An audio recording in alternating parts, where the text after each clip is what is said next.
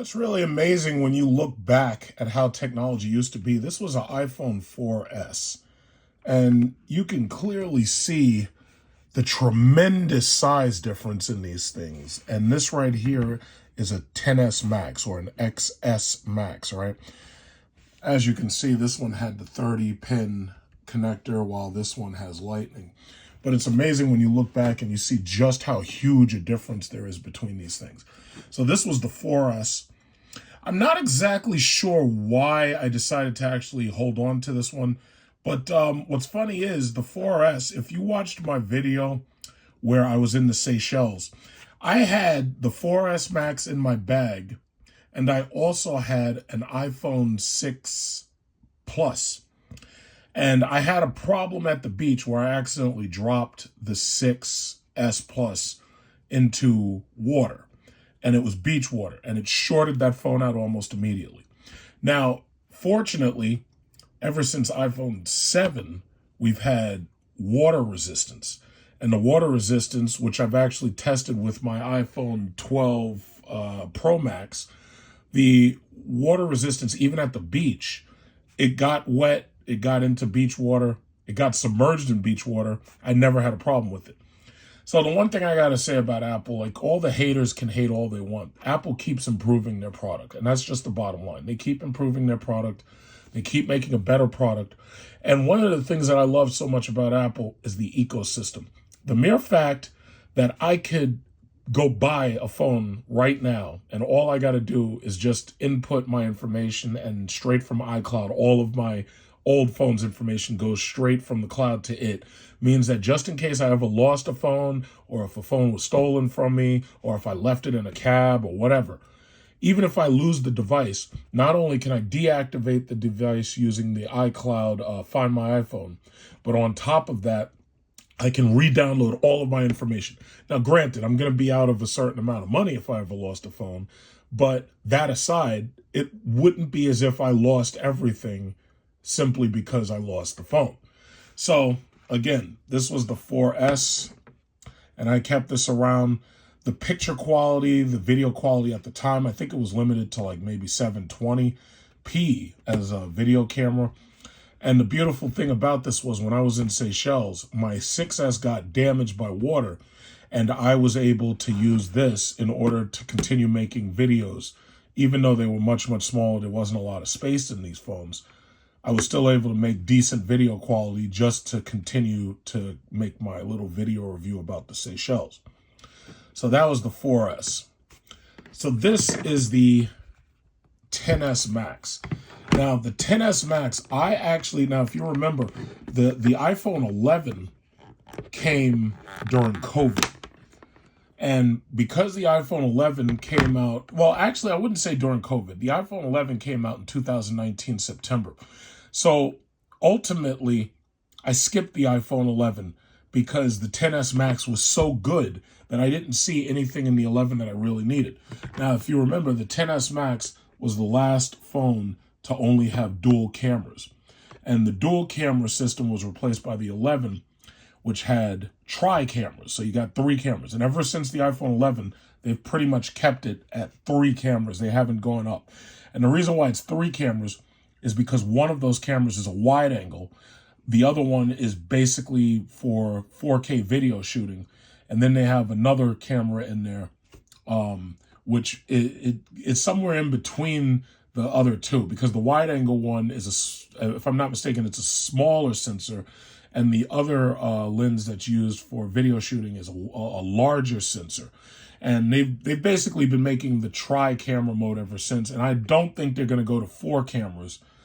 I don't see the need to go to 4 cameras, because if you have 4 cameras on this thing, then at that point, it's not really a phone anymore. It's really a camera. This phone lasted me through the iPhone 11. I traded this phone in. No, I'm sorry. I didn't trade this phone in. I'm still holding it. I had this phone. I bought the 12 Pro Max, and then I gave this phone to my mom. And I got her this little red case. And, you know, in order for her to ignore the fact that it's actually a black phone, because I typically buy the darker color models. But I would have never bought an iPhone red, because I I was just never interested in such a bright red color. But for the most part, this phone I had ever since it came out. And hold on.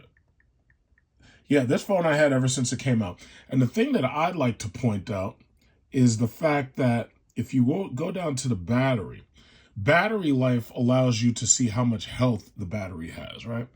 This phone lasted me for 2 years, and then I gave it to my mother, and it lasted a third year.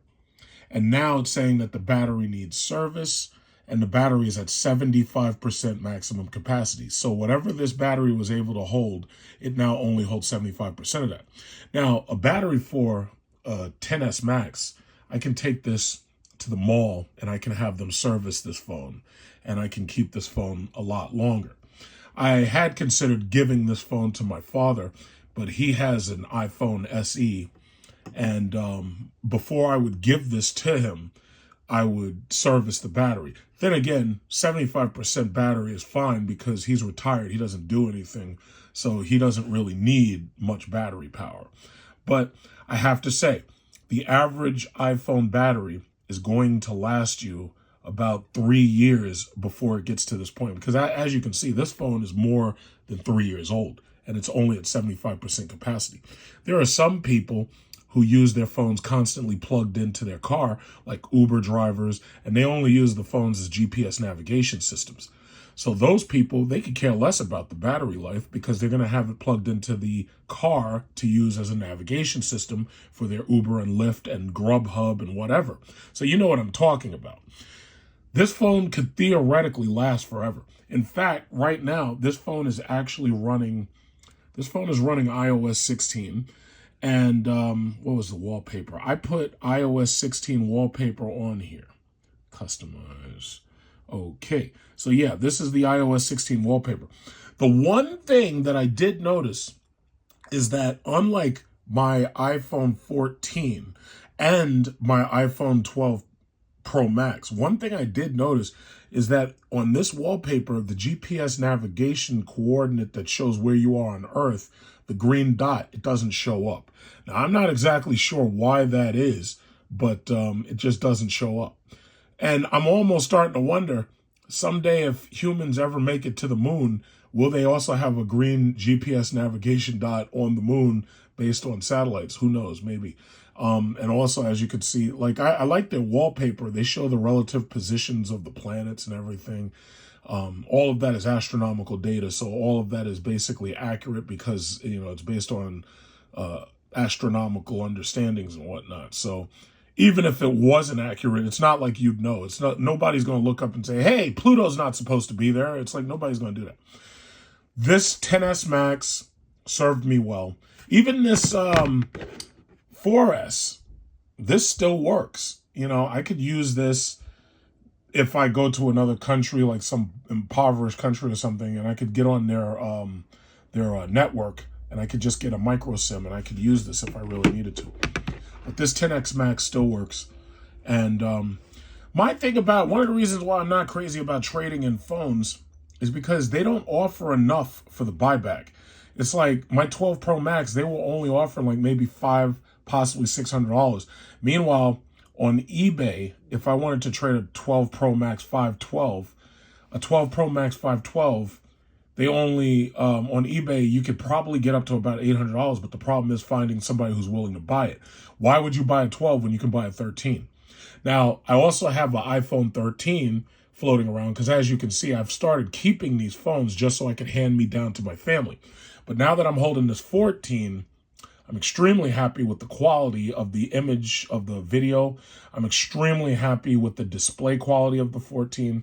In fact, what I'm gonna do is I'm gonna use this phone in order to record the 14, just so I fill out the rest of this video the way I want to. So this is iPhone 14, purple, deep purple, 1 terabyte, and I'm filming it with the 10S Max 512 gigabyte, right? It's so hard to remember all this stuff.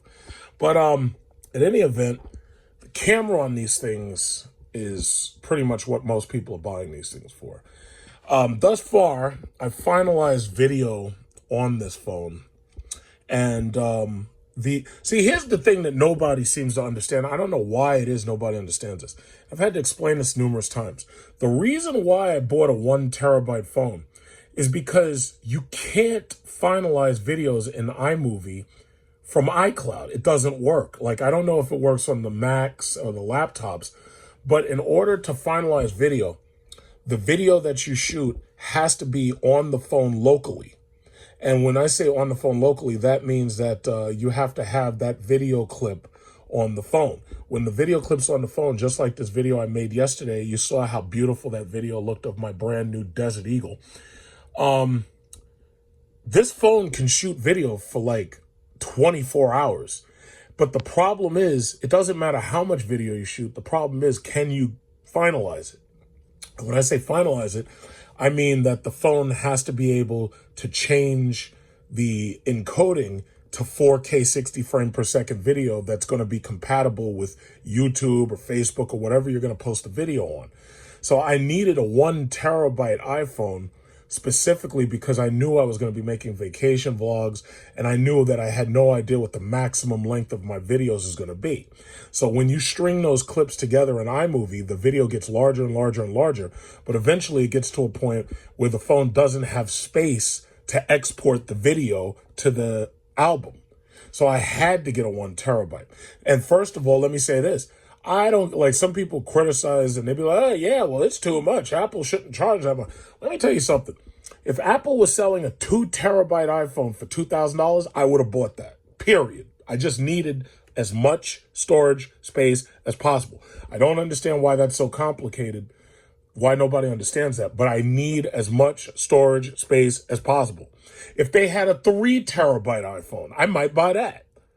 I kind of feel that there's diminishing returns, but a 2 terabyte iPhone would be more than perfect.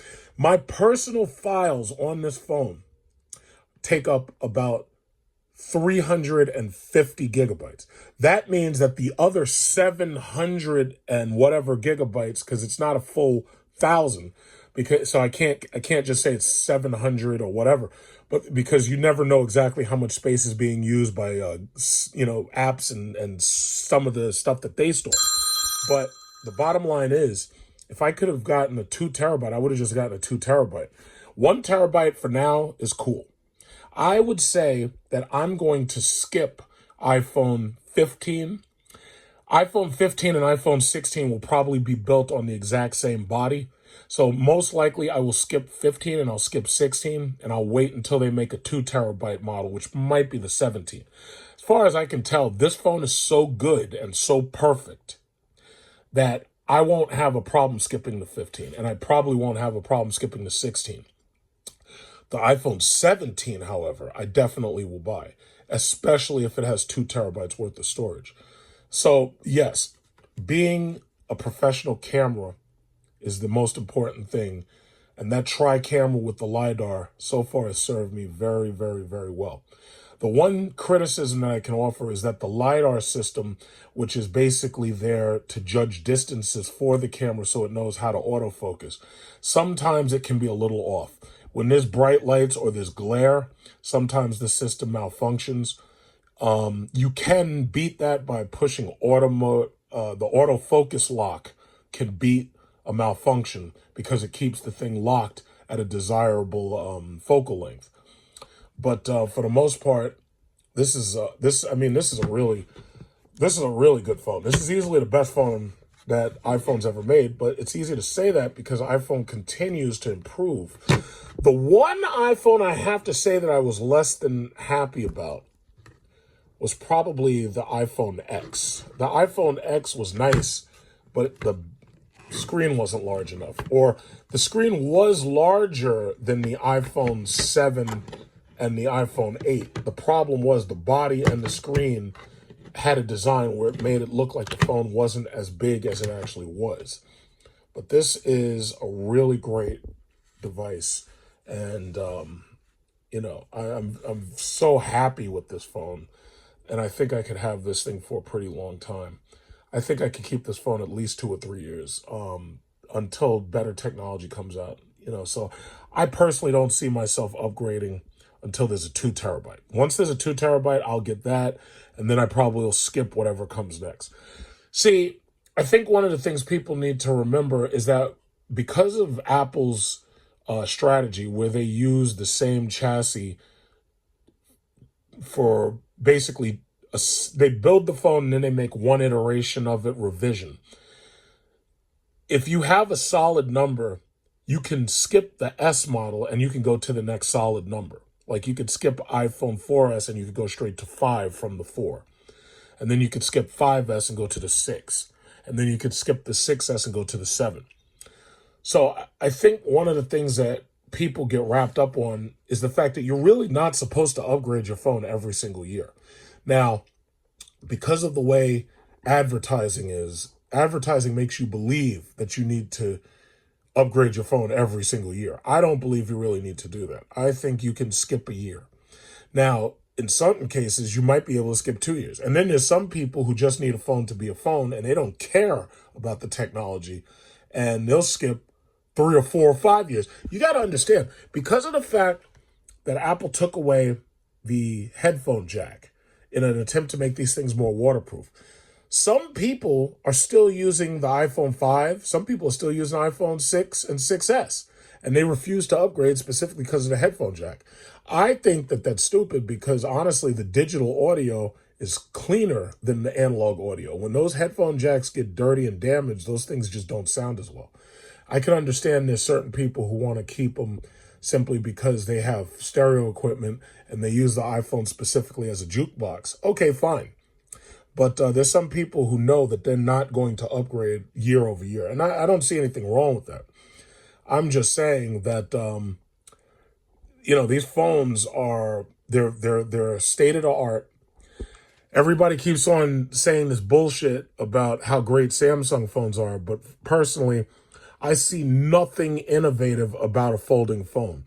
A folding phone to me is an answer to a question that nobody asked. I don't need a folding phone. Here's the thing. What logic is there in me folding this thing over? Like, it doesn't even make sense. Like, you see, I just damn near, even in trying to use my thumb and simulate folding, I nearly fucking threw the thing out of my goddamn hand. I didn't even do it on purpose. I just don't see the point of it. If you're on the fence about getting an iPhone 14, if I were you, if you have a 10S or better, maybe you don't need to. If there's something about the iPhone 14 that you absolutely want, then go ahead and get it. Chances are you already bought it.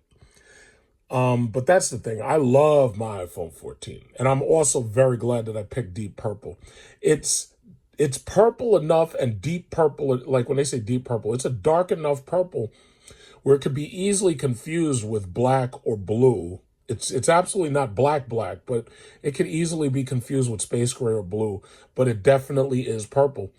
And it looks great. Like, it really, really looks great. And my rose gold iPhone stood out. Like, when I held that up, because anytime I buy an iPhone, I don't care what color it is, I always get, as you can see, I always get a clear case. And this clear case, and that's another thing I'm very happy about. What Apple did with those magnetic locks, they made it so that the placement of the magnet charger is always perfect because it locks itself around these magnetic points where you don't see them on the phone. The XS Max that I'm holding doesn't have that, so that means you just have to lay it flat and hope for the best. This makes sure, the magnetic system makes sure that it locks in perfectly. So again, if you're on a XS Max or if you're on an iPhone 10, I would definitely upgrade straight to the iPhone 14. I wouldn't even get a 13. I'd skip it. There are some people who would get the 13 because they don't have a choice, like these people who are on Boost Mobile or Metro PCS or one of those, those sub-brand carriers. If you don't have a choice, just, whatever. But whether you get a 12 Pro Max, 13 Pro Max, or 14 Pro Max, and it's very hard to get the 12 because they've been discontinued. Whether you get a 13 or 14, you're going to be happy no matter what. I would get the largest storage you can get, 512, 1 terabyte, if you can afford it. But me personally, I go for the bigger and better storage. The phone itself is flawless. The CPU is flawless. It's perfect in just about every way. I'm very happy to own it.